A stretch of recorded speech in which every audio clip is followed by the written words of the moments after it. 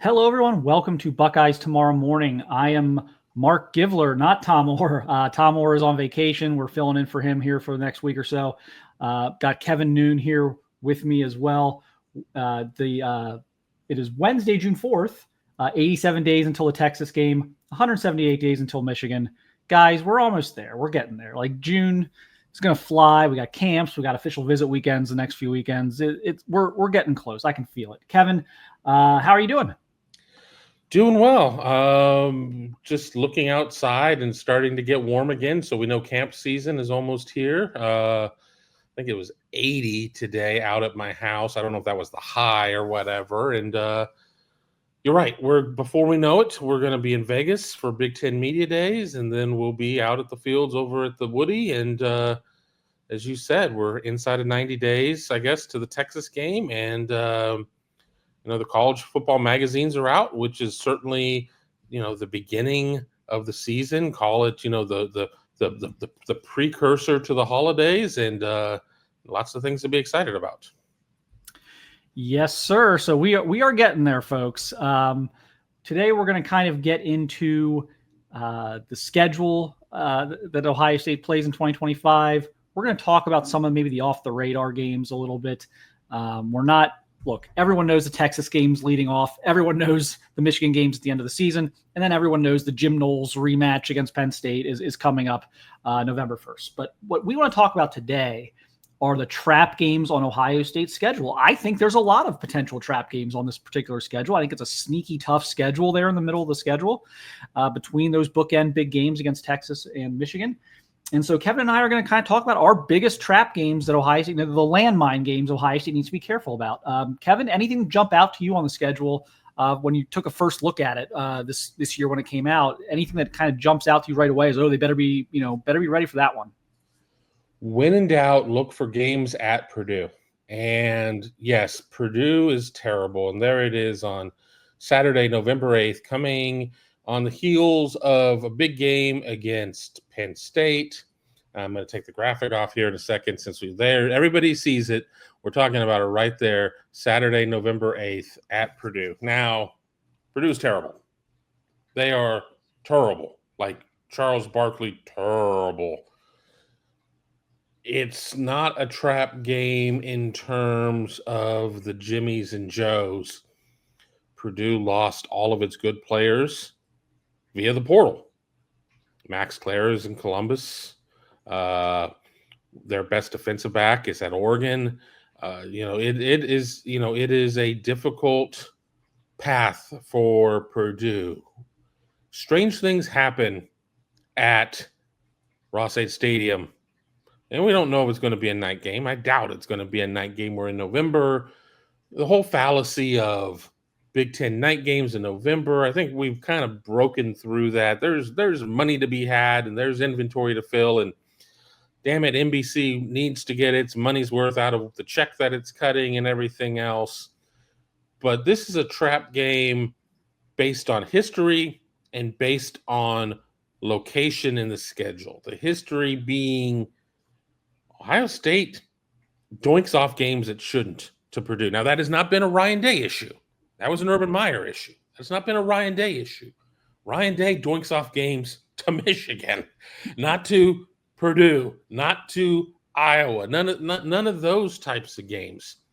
But I think coming off of what will probably be a pretty emotional game against Penn State, very likely could be a 1 versus 2, 2 versus 3, 1 versus 3 type of game. Ohio State's next, second top 5 game. I'm not sure where the hell Illinois is going to stand in the grand scheme of things. I'm not sure I'm ready to say I live in a world where Illinois is a top 5 team in anything. But this game has a lot of the earmarks of it. And I think fans are snake bit too. They're just so gun shy about it because they do remember just stupid things happening. Make it a noon game, make it a 3:30 game, take some of the ghosts of that stadium and take them out of play. And, Ohio State 52, Purdue 7 with 4 minutes left in the game is what it should be. But that is my definition of a trap game. I think Ohio State's second team would win in West Lafayette by 3 touchdowns. I think Purdue is next level bad this year. And they're just decimated. It's a decimated roster. I think it's the biggest rebuild job in Power 4 football right now. So I'm taking that one off the table. They're not going to lose at home to UCLA. That's going to be a cross-country flight for UCLA. That's going to be an atmosphere. Even you can play it at noon, 3:30. I don't care when they play that game. That's not going to be an atmosphere UCLA's seen a whole lot or been successful in much over the years. I'm looking like there's 2 games that kind of jump out to me. There's really 3 that I could talk about, but there's 2 that jump out to me. The first one is at Washington at the end of September. Now, you're coming off a bye. I think that's important. I think that helps Ohio State refocus. You're going to get, your 2 kind of, I don't want to call them layups. Grambling's definitely a layup. Ohio is a layup for all intents and purposes too. But, Ohio could at least, I guess, maybe make things a little weirder than they should be. But I think Washington has kind of an under the radar elite game day atmosphere. I don't think people fully understand how loud that stadium gets. I think it'll be a new experience for a lot of these guys at Ohio State. I think Washington comes into the season with not a lot of hype around it after a rebuild year last year, coming off the national championship game appearance. And I think they're actually going to be pretty good. I think they're going to be improved at quarterback. I think they're going to be improved at a lot of key areas. Actually, I think last year was their rebuild, retool year, and I think they're going to be a team that, again, will not be so far into the season that people realize, hey, this team's actually pretty good this year. I think it's early enough in the year they're going to sneak up on some people. So I think that one's probably my big one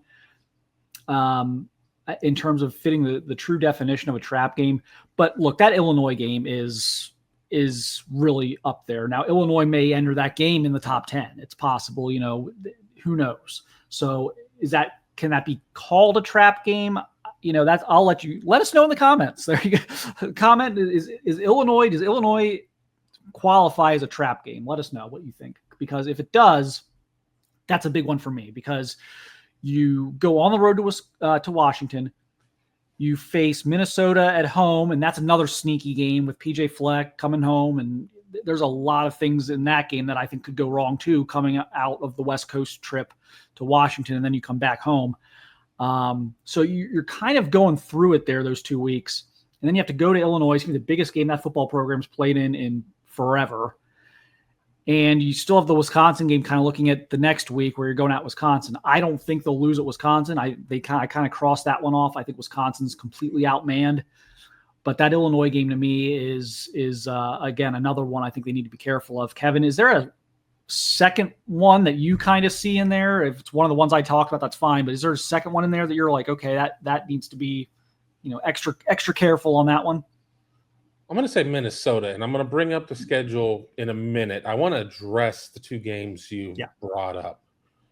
I agree with you largely about Washington. I've seen a game at Washington. I was there in Jake Locker.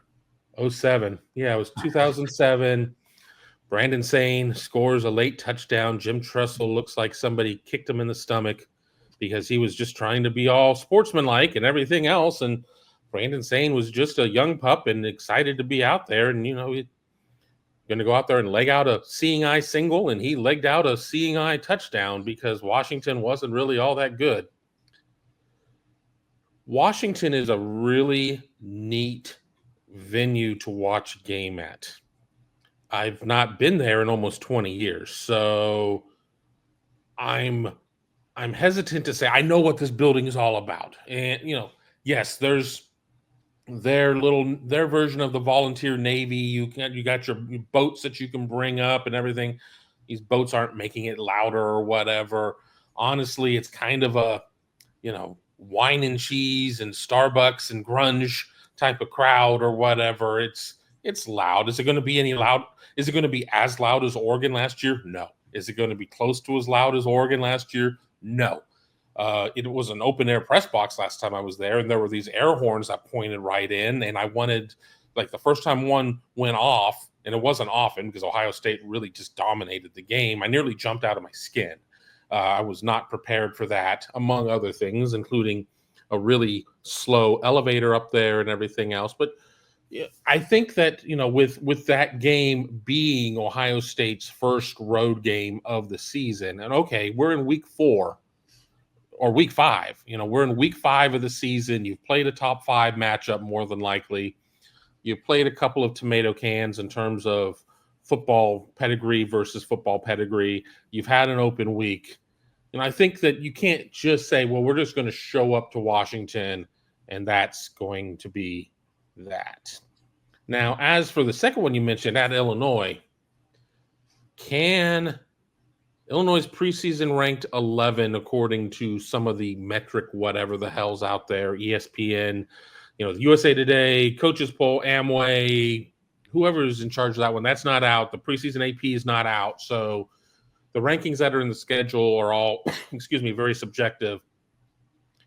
I have a hard time saying that you're going to have a trap game against a top 10 team, top 15 team, hell, top 20 team. And we know that there are not 20 teams out there year in and year out that are going to be competing for the Natty.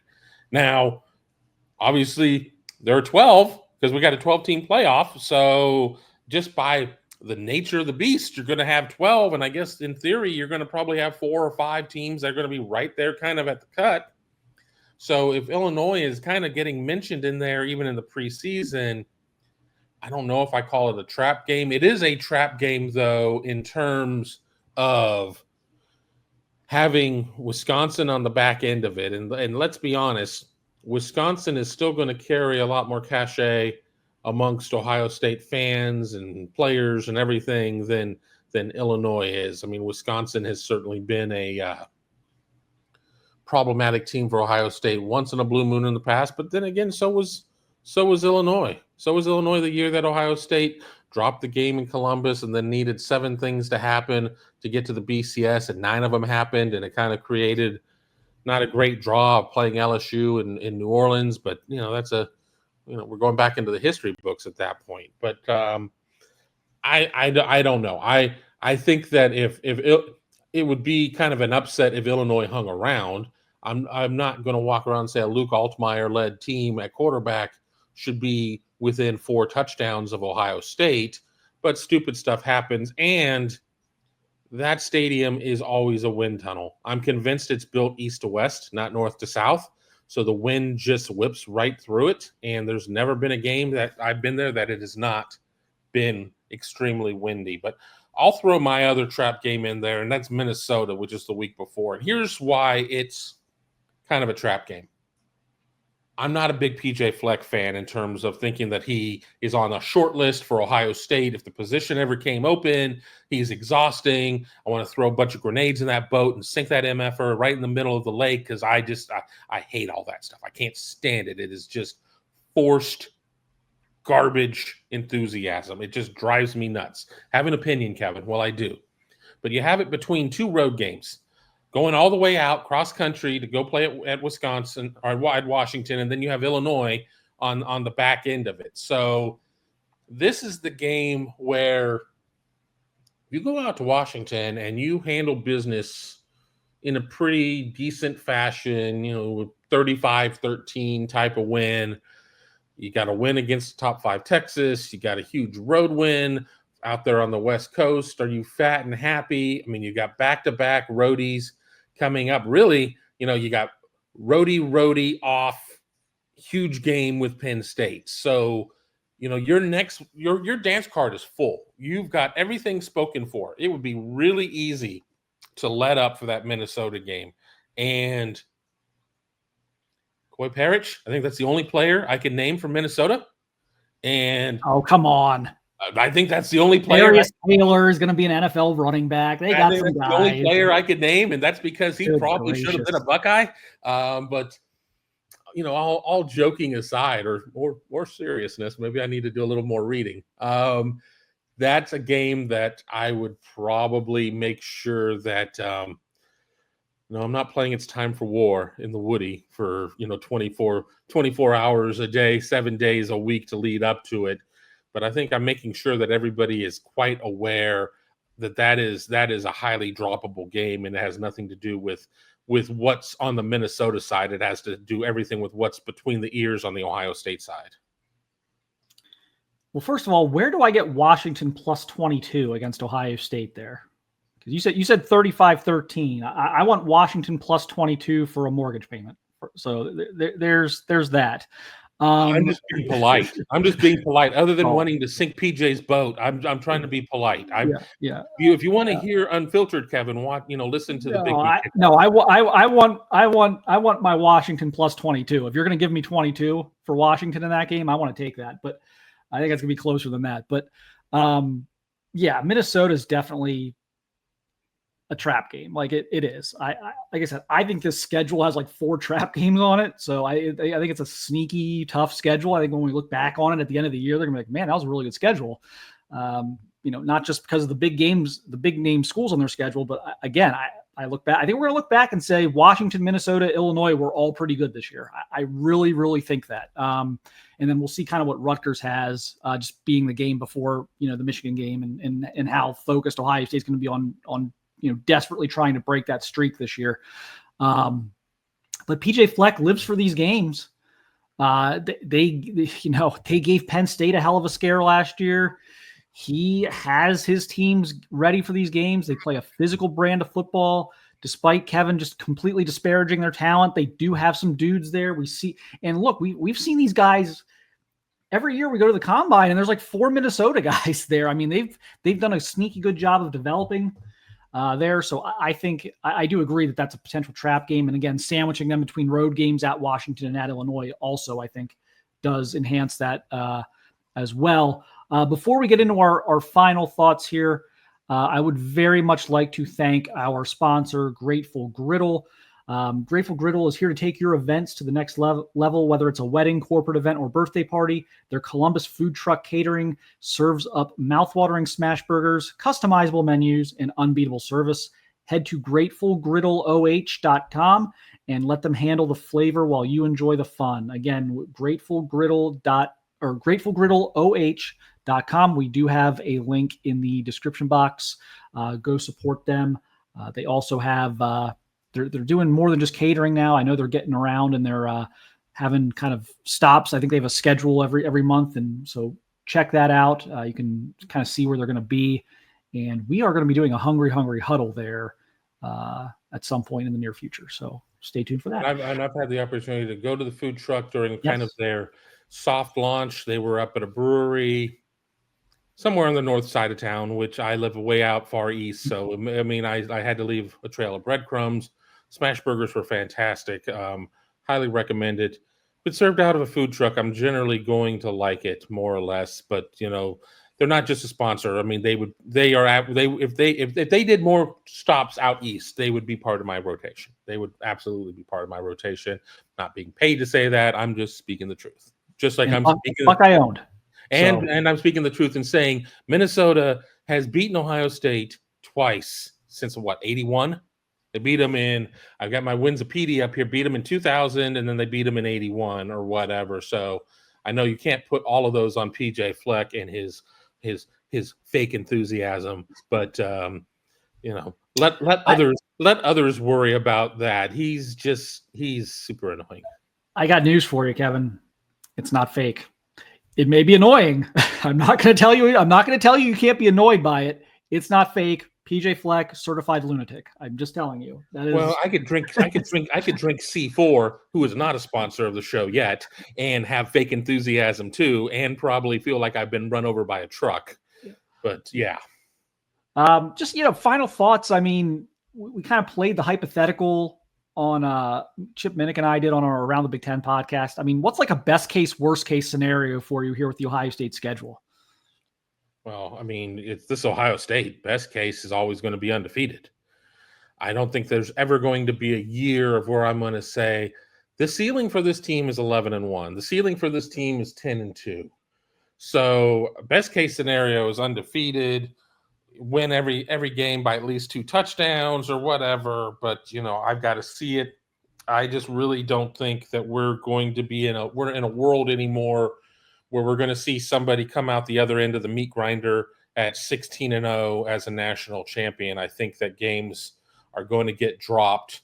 There are a bunch of old football players that were part of the Dolphins around the time I was born who sit there and drink champagne and Metamucil whenever the last NFL team drops a game to keep that unblemished record streak going for the Dolphins. Now, I guess on the short end, I don't know. I mean, it's really hard to predict like catastrophe, and I'm very superstitious, so I don't speak, this could happen and that could happen and that could happen. And then when it happens, it's like, remember that time you mentioned that, you SOB? But, I think that, we could sit there and say that worst case scenario is maybe the pieces that come back are not as good as we thought. They drop the season opener to Texas and they never really truly recover, and they doink off a couple of games in conference play. They go out to Washington, get outclassed in that game, maybe trip up against Illinois, trip up against Penn State, and then there's always the finale. So, I mean, is worst case scenario 8-4? I mean, could that, or 8 or 7-5? I don't subscribe to that type of theory.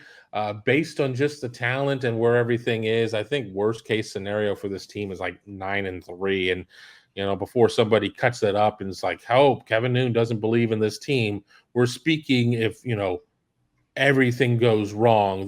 The wheels fall off the car, the floorboards fall off the car, a meteor crushes the car. If all of that happens at once, I mean, I guess anything could happen.